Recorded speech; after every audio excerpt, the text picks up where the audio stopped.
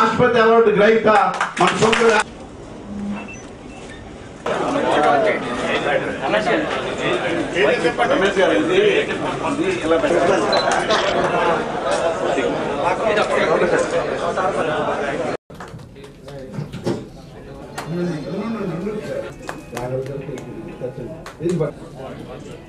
ఎతనందగా తల్లిదండ్రుల జన వరించిన తని సంతసమున శ్రేష్ఠుడైరా.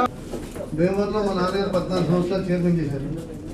చేస్తే భీమవరం ఆఫీస్లో, భీమవరం పంచాయతీ ఆఫీస్లో అందరూ కాపులు ఏంటనేది ఇలా ఇచ్చారంటే ఎవరిస్తారా మన లేకపోతే వాళ్ళకి అని చెప్పి అనుకుంటారు. తర్వాత కాంగ్రెస్ చేరారు. ఈ యొక్క కార్యక్రమం కూడా మనం ఎప్పుడూ చేయలేని పనిగా ఎన్నో రోజుల నుంచి ఎన్నో సంవత్సరాల నుంచి చేద్దాం ఆ యొక్క కార్యక్రమాన్ని ఇంతవరకు చేయలేకపోయాం. కొంతమంది పెద్దల ద్వారా ముఖ్యంగా మన Visakha city Kapunadu welfare association ఆధ్వర్యంలో ఒక క్యాలెండర్ రూపకల్పన చేశాం.